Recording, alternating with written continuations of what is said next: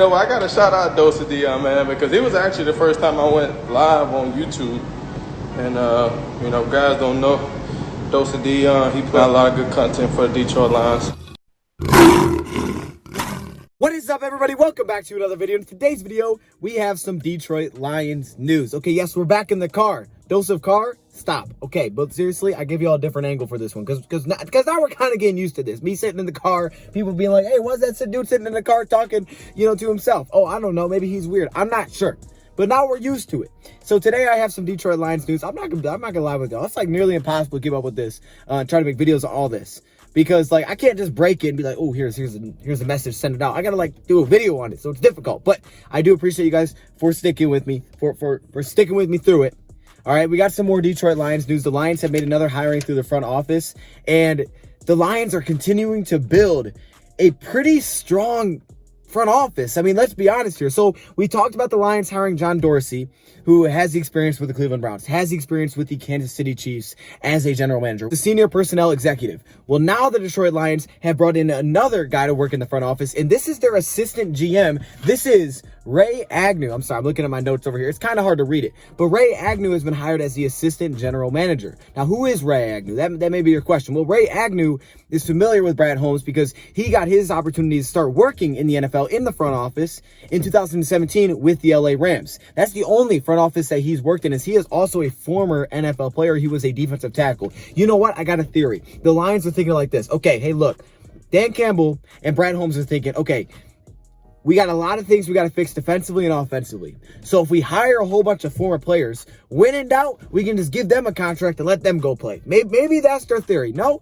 I'm not sure. But Ray Agnew has been hired as the assistant general manager. He will work with Brad Holmes. He was previously the director of pro personnel with the LA Rams. We're just taking all these, all these guys from front offices right now. I feel like we're building a pretty strong front office. And man, when I talk about the Lions cleaning the slate and then just kind of resetting everything, that's what they're doing right now.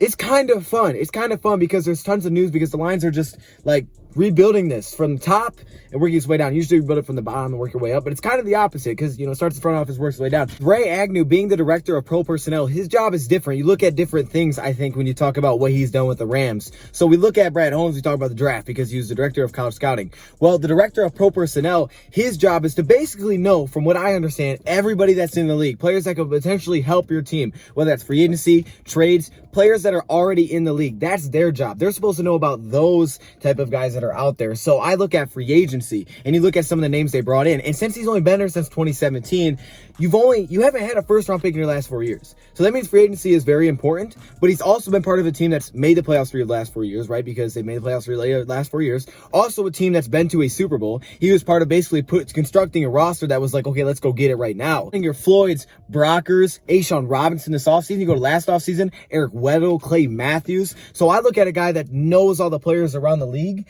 and their ability to make that Super Bowl push, their ability to stay a playoff team year in and year out 3 of the last 4 years without having first round picks means free agency, trades. Those are super important. So that's what he kind of knows. So you have the guy in John Dorsey, right? You had the Brad Holmes. Those guys are about the draft, right? They're going to help you scout the draft.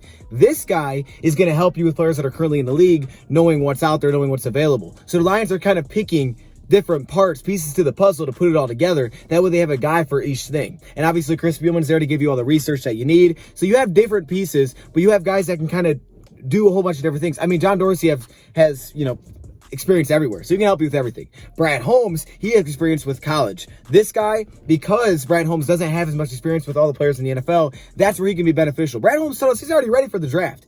This is one of those people that can help you look around the league and say, okay, here's what's available. Here's who's out there for free agency that's coming for trades.